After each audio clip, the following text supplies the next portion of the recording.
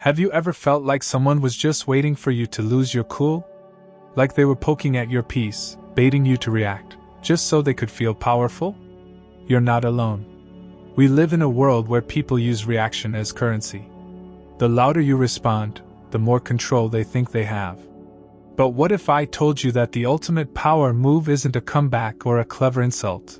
It's silence. Not silence as weakness, but silence as command. You see, we've been sold a lie, that being silent means being passive. That to protect yourself, you must speak, shout, argue.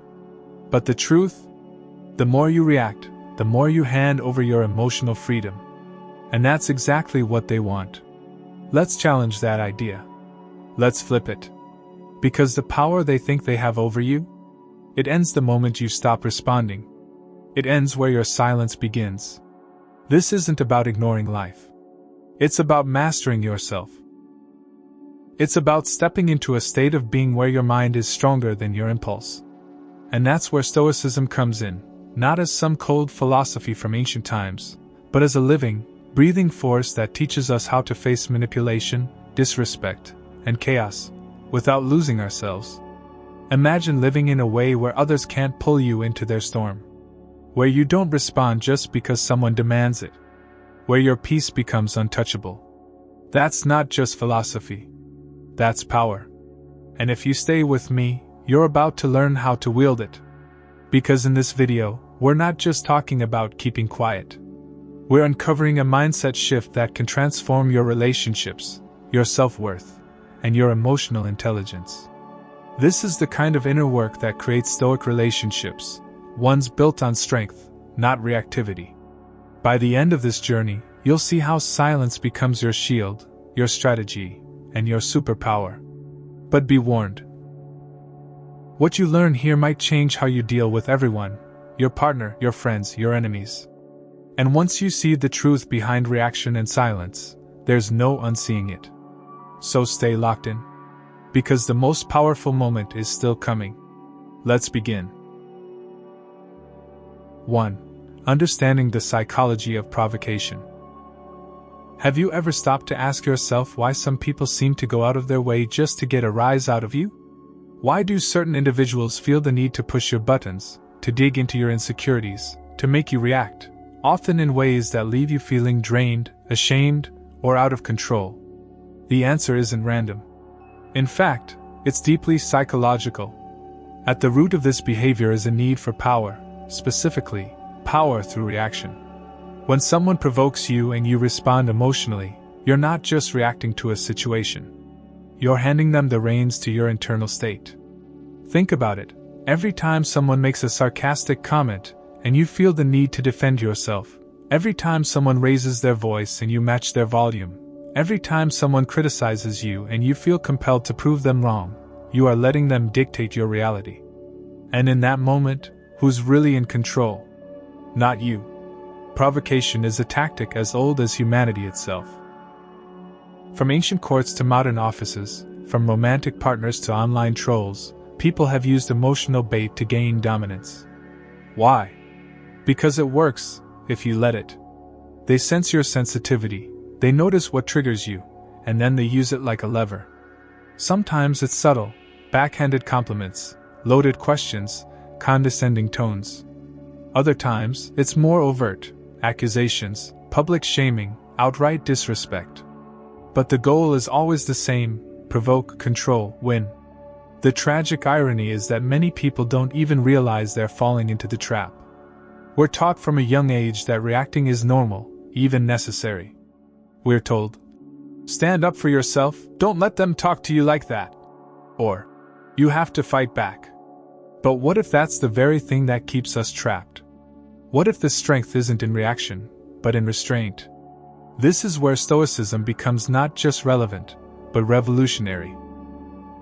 In the Stoic worldview, nothing outside your mind is truly in your control. Not other people's words, not their actions, not even their intentions. But your response? That's yours. Entirely yours. The Stoics understood that provocation only works on the undisciplined mind. That those who are not ruled by their emotions cannot be ruled by others. So the question becomes, Are you truly in control of yourself, or are you handing that control over to anyone who knows how to press your emotional buttons? In Stoic relationships, this becomes even more important. Intimate partners, family members, or close friends often know us better than anyone, and sometimes, knowingly or not, they use that knowledge to provoke. Maybe it's during arguments when they bring up your past. Maybe it's during stress when they cast doubt on your efforts. These moments, though painful, are invitations to power. They're reminders that we must practice self-command not just in public, but in our most personal spaces. The real battleground is inside. And the enemies aren't always others, they're the parts of ourselves that feel we must react, that feel offended, disrespected, wounded. But what if we learn to simply observe those impulses without obeying them? What if we understood that every emotional outburst is a quiet surrender of our own sovereignty? In the realm of Stoicism, silence is not just golden, it is a blade. A weapon that cuts through manipulation and exposes the hollow nature of provocation. Silence says, "I see what you're doing, but I refuse to play." Silence refuses to feed the fire. Silence is where their power ends. And it is where your real power begins. The provocateur thrives on reaction, like a parasite needs a host. Deny them the reaction, and you starve their game. This doesn't mean you become cold or numb. It means you become discerning. You learn to ask, is this worth my peace? Is this battle necessary, or is it bait? Am I choosing this fight, or being pulled into it? That pause, that moment of honest questioning, is the core of Stoic strength. Because it breaks the automatic chain between trigger and response. It gives you time to breathe, to assess, to choose. And that choice, my friend, is where you take your power back. So the next time someone tries to get under your skin, recognize the tactic. Recognize that their sense of importance, their fragile ego, their hidden pain may all be driving them to provoke you. But you're not obligated to dance for their dysfunction. You are not their puppet. You are the master of your emotions. This shift won't happen overnight.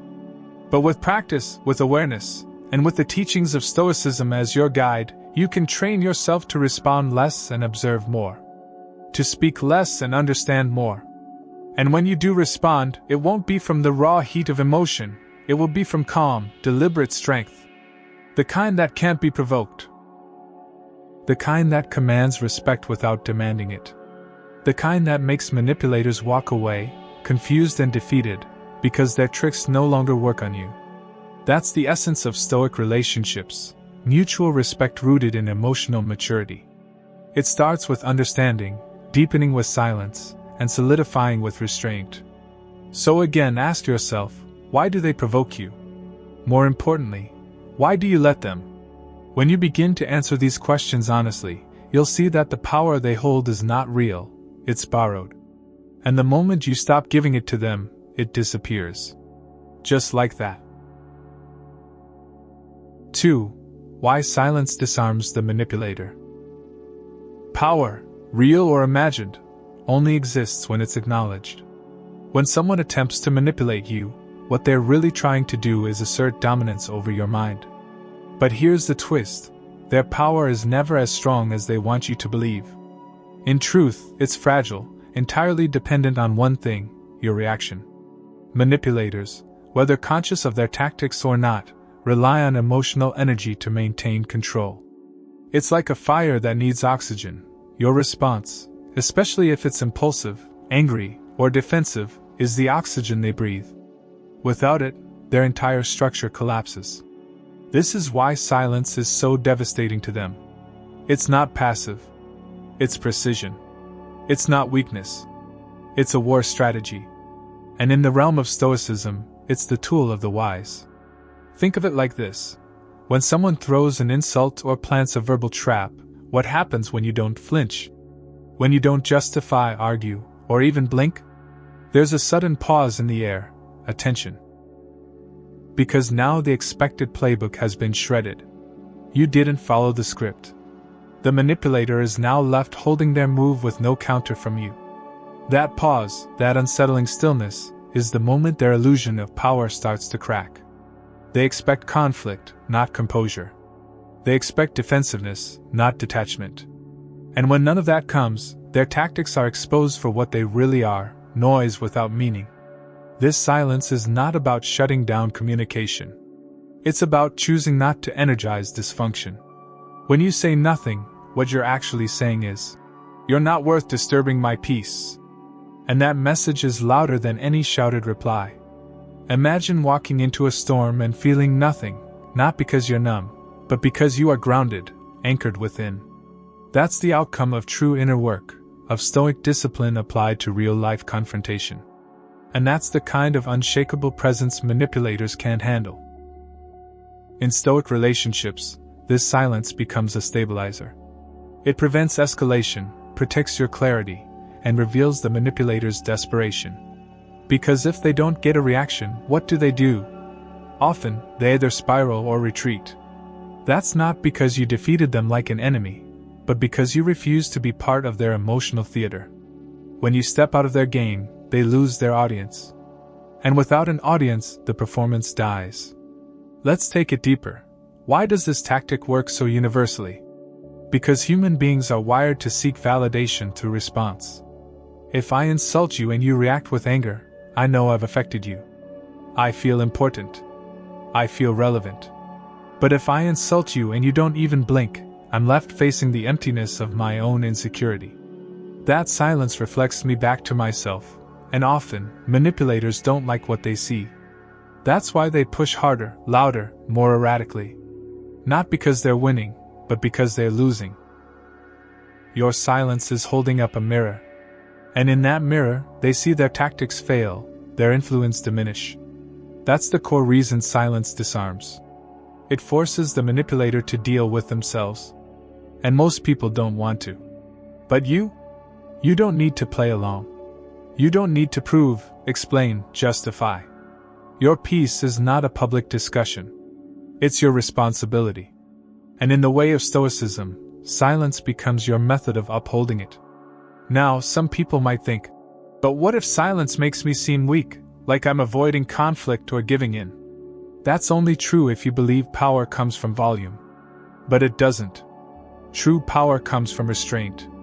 Think about the strongest people you've met in your life. Were they loud? Or were they calm, composed, deliberate? Strength is not in how fast you react. It's in how deeply you understand what requires your energy, and what doesn't. Silence doesn't say, "I don't care." It says, "I care too much about myself to entertain this chaos." And here's another truth people notice. When you stop reacting, people shift. The ones who only wanted control will either escalate and expose themselves, or disappear altogether. The ones who genuinely care may feel confused at first, but will begin to understand the boundary you're setting. And those who respect your silence will meet you with clarity. Silence filters people. It exposes motives. It invites only those who value harmony into your space. And that's why it's such a critical pillar in Stoic relationships. Because a relationship without emotional discipline is a battlefield. But a relationship built on calm presence is a sanctuary. So when you choose silence, you're not just protecting yourself, you're also creating space for truth to emerge. Without the noise, you can see more clearly. You hear what isn't being said. You recognize manipulation not as an attack to counter, but as a signal to step away. This doesn't mean you never speak. It means you don't speak from impulse. You don't speak to be right. You speak only when it serves peace or clarity. That distinction changes everything. Because then your words have weight. They're not just reactions. They're responses rooted in awareness. And that kind of communication, measured, intentional, rare, is what makes others pay attention. When you go silent, people listen more. Not because you're withholding, but because you've shown that your energy is not given lightly. You become known not for your noise, but for your presence. And that's the kind of presence no manipulator can overpower. This shift isn't about becoming unreachable. It's about becoming unshakable. When your internal compass is steady, no one else can steer your course. You walk into conversations with calm. You navigate conflict without chaos. You become a force, not by dominating others, but by mastering yourself. That's the Stoic way. That's real freedom. So ask yourself, when was the last time your silence spoke louder than your words? When was the last time you chose peace over provocation? When was the last time you stopped reacting and started observing? The moment you begin to notice those choices, you begin to reclaim parts of yourself that were once scattered in other people's dramas. And as you continue practicing this discipline, you'll find that your life becomes quieter, not because less is happening, but because less is able to shake you. That's the transformation. That's what Stoicism offers, not just as a philosophy, but as a daily path. And if you've made it this far, then you're clearly ready to walk it. So take a moment now. If this video resonates with you, if you're starting to see the power in silence, the strategy in restraint, then show your support. Like this video, comment, number 1, below if you're feeling this mindset, and don't forget to subscribe so you can keep building that Stoic strength in every area of your life. You're not just watching a video. You're building a life. One reaction at a time, one pause at a time, one moment of clarity that reminds you, their power ends where your silence begins. 3. The Stoic roots of controlled response.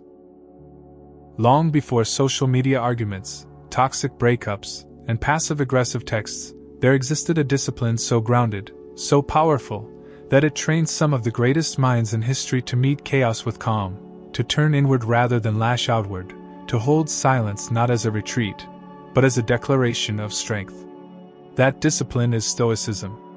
And within its ancient texts and teachings lies the blueprint for controlled response, emotional sovereignty, and true personal power. Let's be honest, how often do we respond to the world, to people, to conflict, purely out of impulse? A snide remark triggers a sarcastic reply. A perceived insult prompts us to defend. A disagreement lights a flame of anger that burns long after the conversation ends. But what if none of that is necessary? What if you've been conditioned to respond immediately, not because it's wise, but because you fear being perceived as weak or indifferent? The Stoics didn't fear silence. They embraced it. They believed that between stimulus and response, there exists a space, and in that space lies your freedom. Marcus Aurelius, Emperor of Rome and one of the greatest Stoic thinkers, once wrote, "You have power over your mind, not outside events. Realize this, and you will find strength." That line alone dismantles centuries of reactive living. Because it points inward, not outward. It tells you the battlefield is not out there. It's in here. In your head. In your breath. In the pause between what someone says and what you choose to say back. Stoic teachings don't command you to become emotionless. They invite you to become emotionally disciplined.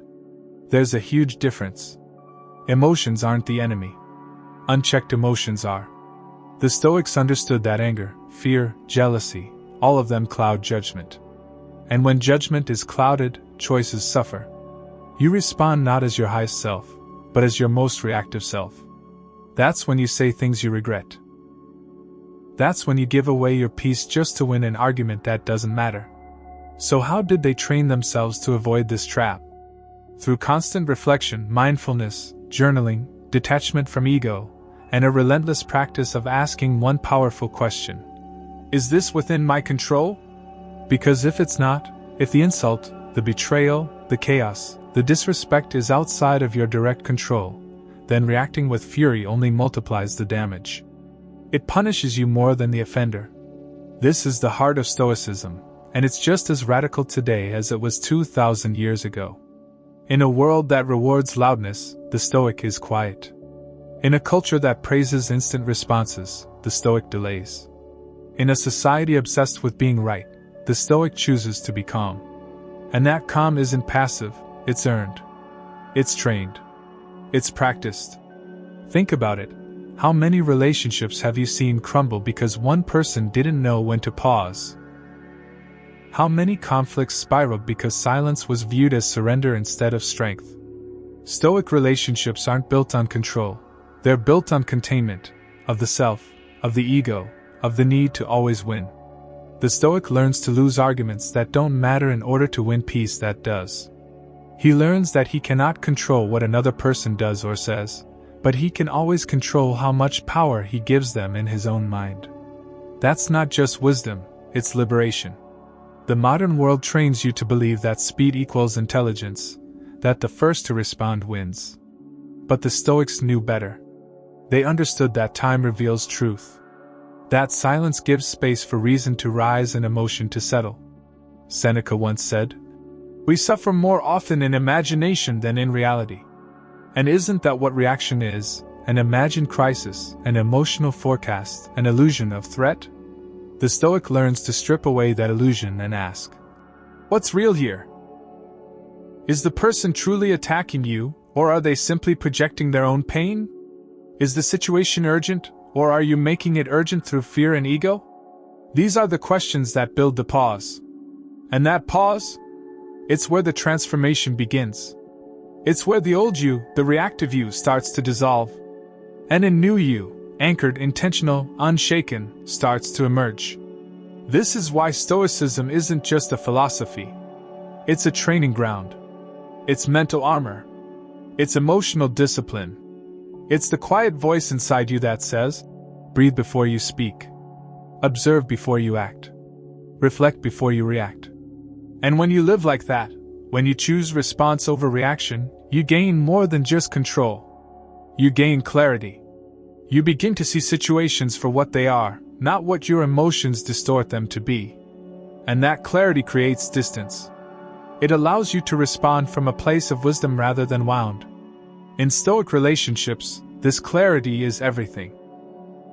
Because when you stop trying to control others and start controlling your reactions, the relationship dynamic shifts. You become the stable one, the grounded one, the one whose presence calms storms instead of creating them. And ironically, that kind of presence is what often inspires change in others. Not your words, not your arguments, your example. The Stoic doesn't preach emotional discipline. He lives it. And in doing so, he changes the entire atmosphere around him. So the next time someone throws words at you like weapons, remember the teachings of Marcus, Seneca, Epictetus. Remember that silence is not just the absence of noise, it's the presence of power. It says, "I do not lower myself to chaos. I rise above it." It's in that rising, that quiet elevation, that the manipulator finds themselves alone. Because you didn't feed the fire. You didn't play the game. You didn't hand over your peace like it was free. You guarded it like it was gold. That's Stoic power. That's controlled response. That's the kind of mindset that doesn't just change moments, it changes lives. 4. Silence as a mirror, letting them reveal themselves. Sometimes the most powerful thing you can do in a moment of tension isn't to explain, justify, or defend, it's to say nothing. To sit in the stillness. To hold the moment open like a mirror and let the other person fill the space with their truth. Because here's what happens when you don't respond the way they expect. They begin to reveal who they really are. Silence, when used with intention, becomes one of the most honest tools of perception. It shows you things words try to hide. When someone is used to manipulating others through guilt, pressure, or emotional chaos, your silence disorients them. They're expecting noise. They're waiting for you to protest, to fight back, to cry out, to chase their approval or answer their accusations. But when you don't, when you stay grounded, composed, unbothered, it forces them to face their own echo. And that echo is often more telling than anything you could say. The Stoics understood this deeply. They knew that people reveal themselves not in how they act when they're in control, but in how they behave when control is lost. And silence, a deliberate, confident silence, strips away their illusion of power. It removes their script. It interrupts their performance. What's left is truth. Raw. Unfiltered. Sometimes even ugly. But necessary. Because the only way to see someone clearly is to stop interfering with your own reactions. When you argue, defend, or react out of emotion, you become part of their story. You give them something to play off of. You let them shift the spotlight back onto you, making you seem like the problem. But when you choose silence, the stage is theirs alone.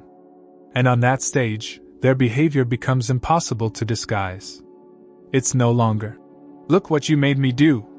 It becomes, "This is who I am, even when you give me no reason to act this way." That's when the truth surfaces. That's when patterns become clear. That's when manipulation becomes unmistakable. In Stoic relationships, this is one of the most powerful dynamics you can master. Because the person who can hold space without trying to control it, the person who can remain composed while others unravel, becomes a mirror others can't ignore. Your silence says, "I will not participate in your chaos, but I will allow it to reveal itself." That level of detachment isn't cold, it's courageous. It takes strength to resist the pull of provocation. It takes wisdom to realize that some situations don't need your voice, they need your presence. And presence, when anchored in inner peace, is louder than any words. But don't mistake this for emotional suppression. You're not pretending to be unaffected. You're choosing not to externalize your process. You're allowing the moment to unfold naturally. You're trusting that truth always comes to the surface, if you let it. And that's exactly what manipulators fear: exposure. Not because you called them out, but because they showed themselves with no help from you. Silence invites the mask to slip. And once it does, you're no longer dealing with the illusion. You're dealing with reality.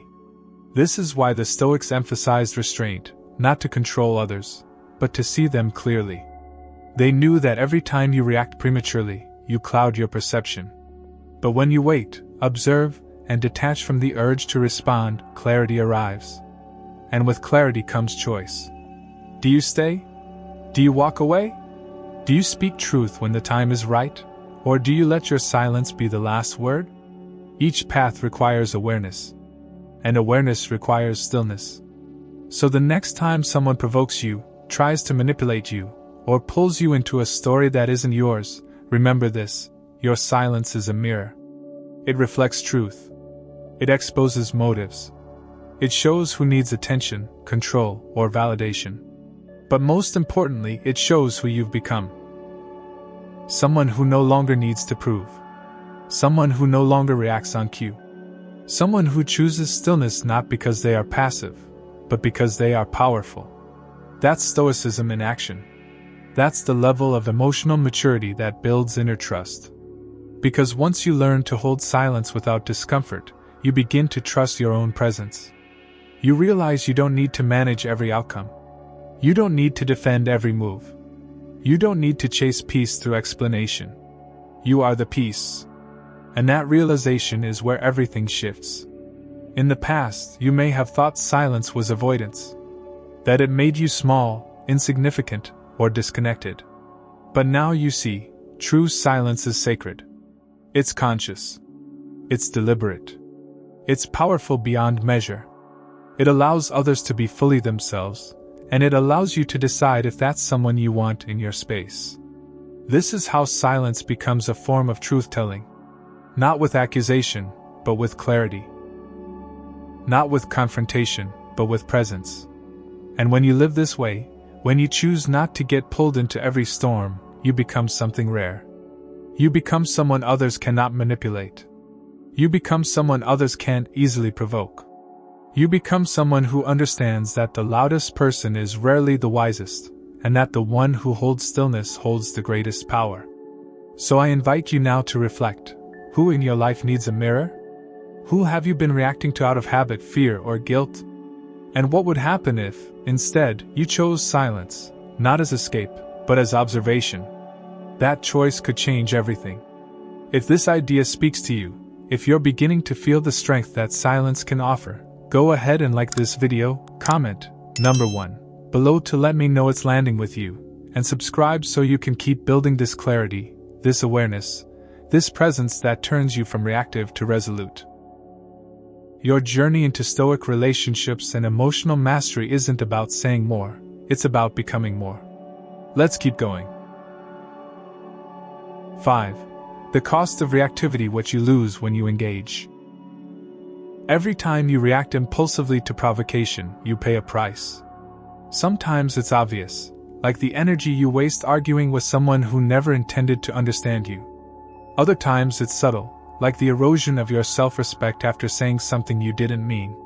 But the cost is always there, hidden in the aftermath, in the echo of moments where you abandoned your peace just to prove a point. Reactivity feels powerful in the moment, doesn't it? It gives you a surge of adrenaline, a sense of motion, a release of pressure. It tells you, say something now, don't let that slide, stand up for yourself. But what if that's not strength? What if that's surrender? Surrender to the moment, to the ego, to someone else's control over your emotions.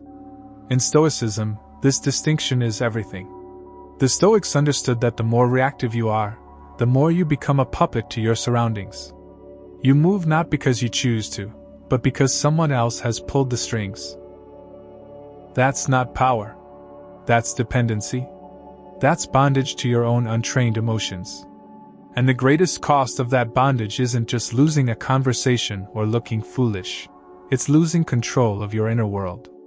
Reactivity fractures your focus. One moment of rage can dominate your thoughts for hours. One petty argument can ruin your day. One sarcastic comment can spiral into a mental loop of overthinking and self-doubt. The moment passes, but the emotional residue lingers. You try to move on, but the weight of regret, confusion, or frustration clings to your psyche like fog. This is the hidden tax of reacting. You pay for it long after the trigger is gone. But it doesn't stop there. Reactivity also distorts your identity. The more you act from impulse, the harder it becomes to know who you truly are. Are you calm by nature, or have you just not been tested lately? Are you confident, or do you only feel powerful when you're louder than others? When you're constantly reacting, your sense of self is blurred by the moods and actions of other people. You become a mirror of their chaos, rather than the anchor of your own values. And that disconnect from self breeds insecurity. It breeds doubt. You start to feel like life is happening to you instead of through you. But what if it didn't have to be that way? What if the storm outside didn't have to dictate the weather inside? That's the promise of Stoicism. Not a promise of a quiet life, but a quiet mind. A mind that can observe chaos without becoming it. A mind that can feel anger without being ruled by it. A mind that knows the difference between a worthy battle and a worthless invitation. Because that's what most arguments are, invitations. Invitations to abandon your peace, to step into someone else's emotional drama, to give your time and attention to something that doesn't serve your growth. And every time you accept, you lose something. Maybe it's your time. Maybe it's your dignity. Maybe it's the trust someone had in you to remain composed. But something is lost. And the worst part? The person who provoked you walks away feeling powerful, while you're left picking up the pieces of your reaction. This is why reactivity is so dangerous, not just socially, but spiritually. It chips away at your sovereignty. It teaches your nervous system that survival requires noise, movement, conflict. And soon, you're addicted to the very thing that's destroying your peace. You start to seek out arguments without realizing it. You scroll through comments looking for someone to set straight. You replay past confrontations in your head, imagining what you should have said. All of this creates an emotional inertia that drags you further from stillness and deeper into ego. But there is another way. There is a way to break the cycle. And it begins with awareness. The Stoics trained themselves to recognize the moment before the reaction. That split second where choice still exists. That space between being triggered and becoming triggered. It's small, but it's powerful. Because within it lies your freedom. The freedom to pause. To breathe. To ask, is this worth it? Will this matter tomorrow? Am I acting from wisdom or from woundedness? These questions are the gatekeepers of your energy. They protect you from spending your peace on people who haven't earned your attention. They shield you from leaking your power into moments that don't deserve your presence. And over time, they reshape your reflexes. You become less responsive and more reflective. Less frantic and more focused. Less dependent on others for emotional cues, and more reliant on your own compass. This doesn't mean you become passive. It means you become precise. You choose your words the way a Stoic would choose his sword, not to flail wildly, but to strike cleanly when necessary. And when no strike is needed, you hold your peace like a shield. Not to hide behind, but to guard the discipline you've worked so hard to build. That's the cost of reactivity, and the gift of its opposite. Because for every reaction you withhold, you reclaim energy. For every argument you avoid, you preserve clarity.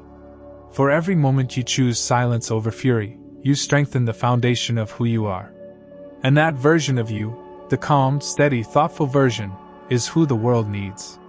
Especially in Stoic relationships, where emotional regulation is the difference between intimacy and instability. When one person can stay grounded, the entire dynamic changes. Conflict becomes conversation. Disrespect meets a boundary. Emotional chaos finds no fuel to burn. And from that place, love becomes possible again, not love based on performance or provocation, but on peace. The peace of two people who are not at war with themselves. That's what reactivity steals from you, the ability to experience life through your own terms. But now you see it. Now you know the price. And now you can choose differently. 6. Strength and stillness. How to practice strategic silence. It's one thing to understand that silence is powerful. It's another thing entirely to live it. When the moment is hot, when the pressure is on, when someone's words are piercing, the idea of staying silent can feel like trying to hold back a tidal wave. But that's exactly where your strength is forged, in that inner resistance, in the quiet choice not to surrender your peace. Strategic silence is not the absence of words, it's the presence of wisdom. And like any form of wisdom, it takes practice, intention, and discipline to develop. The Stoics didn't just talk about self-control, they trained for it. Just as athletes train their bodies, the Stoics trained their minds. And you can do the same. It begins by changing how you view silence. Most people think silence is doing nothing. But silence, when done with purpose, is one of the most active forms of self-mastery. It is choosing not to contribute to the noise. It is deciding that your energy will not be wasted on emotional reactions that only serve to elevate someone else's control over you. To practice strategic silence, you first need to cultivate internal awareness. Notice the moments when you feel the urge to speak, to defend, to explain. Don't judge it, just observe it. Awareness is the gateway to change. The more you recognize your emotional triggers, the more you can create space between the trigger and your response. That space is where your power lives. In Stoicism, this is known as the discipline of assent, the practice of not immediately accepting every thought or emotion that arises as truth or command. You question it. You examine it. You ask, is this useful? Is this necessary? What would happen if I said nothing right now? These questions slow you down. And in that slowing, you begin to see clearly. Silence starts in the breath. Take a moment, inhale slowly, hold it for a second, and exhale. That simple act disrupts the automatic cycle of reactivity. It brings you into the present, into your body, into your power. And from that space, you can choose silence not from fear or avoidance, but from clarity. Strategic silence is not about ignoring people. It's about refusing to let them control your state. It's about knowing that some battles are not worth your dignity. It's about recognizing that your peace is too valuable to auction off for the temporary satisfaction of being right. This mindset shift is essential in Stoic relationships. Because the people closest to you often have the most access to your emotional buttons. And without training, it's easy to fall into cycles of conflict, defensiveness, and regret.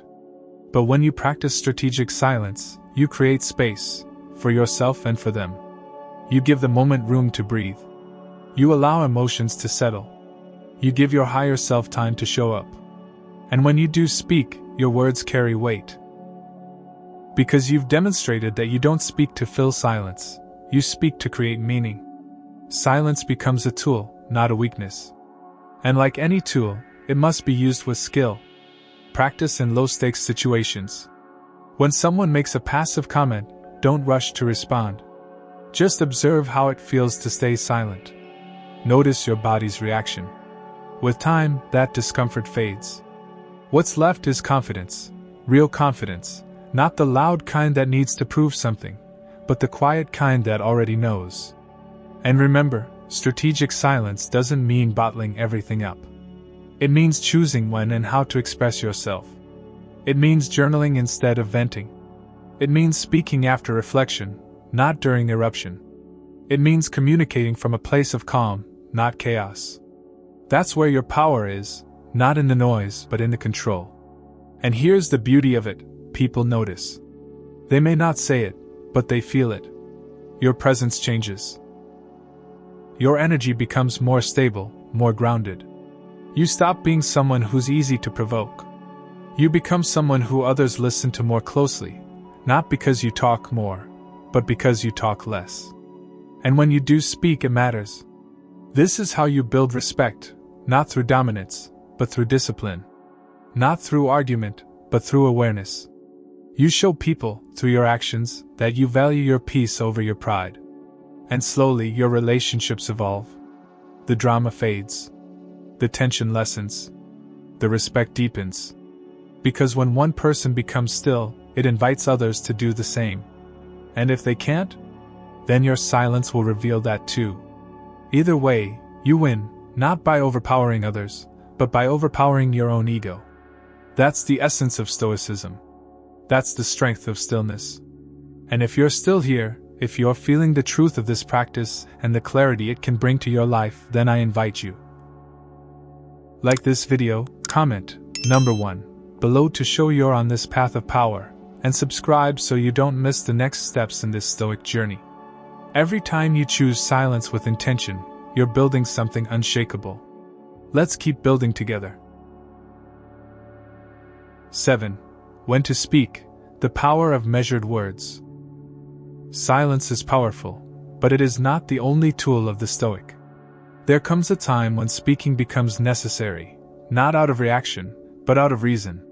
The mistake many people make when embracing Stoicism or emotional discipline is thinking that the goal is to stay silent forever, to never engage, to always detach. But that's not mastery. That's avoidance. The Stoics didn't teach us to remain quiet in all circumstances. They taught us to speak only when our words would be of service, when they could contribute to peace, clarity, justice, or understanding. Knowing when to speak is just as critical as knowing when to remain silent. And that discernment, that timing, is what makes your words powerful. When someone speaks constantly, their words lose value. But when someone who is known for their silence finally chooses to speak, people listen. Why? Because it's rare. It's intentional. It's not for attention, it's for impact. That's what you're building toward. A voice that carries weight, not because it's loud, but because it's deliberate. In Stoicism, this concept is rooted in self-awareness. Before you speak, ask yourself, is this necessary? Is it true? Is it kind? Is it helpful? These questions aren't designed to censor you, they're meant to elevate you. They guide you towards speech that adds value instead of noise. And this becomes especially important in conflict, in relationships, and in leadership. There are moments where your silence might be misinterpreted as apathy or weakness. There are moments when the right words, spoken with calm authority, can prevent damage, clear misunderstandings, or set necessary boundaries. The Stoic doesn't shy away from these moments. He rises to meet them. He speaks, not to dominate, not to impress, but to direct. He knows that words are not weapons, they are tools. And like any tool, they must be handled with care. To develop this level of speech, you must learn to observe before you speak. Pay attention not just to what's being said, but why it's being said. What's the real issue beneath the surface? What emotion is driving the other person's behavior? What outcome do you actually want? These questions anchor you in clarity. They prevent you from speaking just to fill space or defend ego. They help you use your voice as a scalpel, not to wound, but to cut through confusion. In Stoic relationships, this kind of speech becomes the glue that holds everything together. It allows you to be honest without being harsh, assertive without being aggressive, strong without being unkind. Your partner begins to trust your words because they are not impulsive. They are not unpredictable. They are rooted in stability. And that stability becomes a form of safety. When you practice this, your presence shifts. People feel that when you speak, you've thought it through. They sense that your words are born of restraint, not of ego. And as a result, your influence grows. Not through manipulation, but through integrity. Measured words, delivered with stillness, create transformation. They disarm tension. They realign intentions. They reveal truth. But to access this level of speech, you must be willing to do the internal work. You must build a filter between your thoughts and your voice. Not a wall of suppression, but a gate of discernment. You must be willing to hold your tongue until your heart is calm. You must recognize that your voice is most effective when it is not desperate to be heard. It is in this restraint that true communication happens. And when you do speak, speak clearly. Speak simply. Avoid exaggeration. Avoid sarcasm. Avoid speaking just to win or prove. Instead, speak to serve clarity. Speak to reflect the truth of the moment. Speak to hold a boundary that respects both yourself and the other. Speak to redirect, not to retaliate. This takes practice, just like silence. And sometimes you will fail. You will speak too soon, or too sharply, or too softly. That's okay. What matters is your awareness. What matters is your intention. The more you train yourself to speak from a place of stillness, the more natural it becomes. And soon you'll find that you don't need to say much at all to say everything that matters. That is the power of measured words. They travel further because they carry your character. They linger because they were born of thought. They influence because they were born of stillness. This is the balance of Stoicism, knowing when silence speaks louder, and knowing when your voice must rise, not to shout, but to steer. You are not here to silence yourself. You are here to master yourself.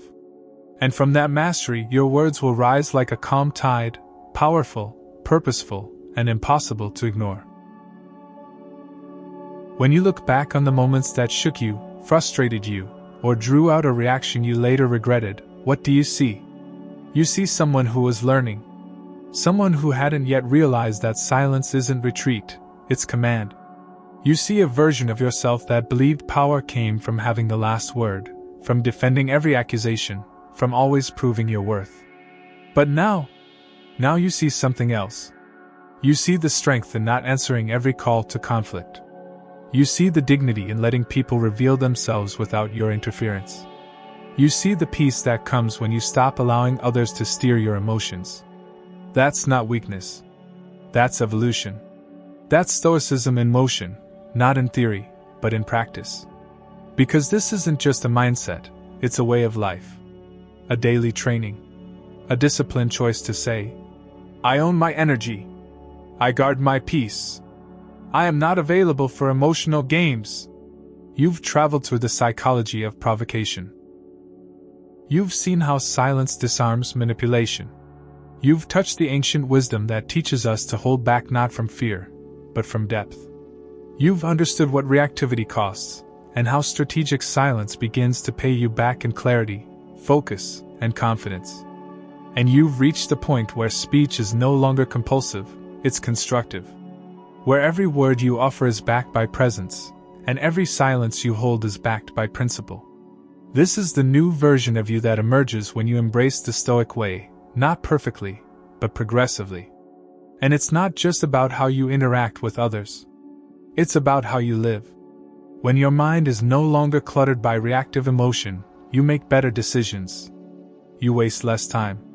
You create stronger connections. You stop repeating patterns that only served your ego and start building habits that serve your peace. And in doing so, you become a lighthouse, not for attention, but for alignment. You don't chase control. You embody control. And people feel that. They sense the boundary, the depth, the restraint. And while it may confuse them at first, eventually it earns their respect, or it makes them walk away. Either way you win. Because Stoic relationships are not about pleasing everyone. They're about standing in truth, in composure, in self-possession. And that's the kind of person the world needs more of. Someone who can weather conflict without becoming it. Someone who can hear insult without absorbing it. Someone who can hold silence without losing themselves. That someone is you. Or it will be, as you continue to walk this path, not with pressure, but with presence. And if this journey has stirred something inside you, if you've felt the strength of the silence, if you've seen yourself in these words and you want to go deeper, then I invite you to become part of this movement. Like this video, comment, number 1, below if this message resonated with you, and subscribe so we can continue this Stoic transformation together. This isn't just a conversation. It's a commitment to yourself, to your peace, to your power. Remember this, their power ends where your silence begins. Keep that silence sacred. And walk with strength. Thank you for watching, and may your stillness always speak louder than their noise.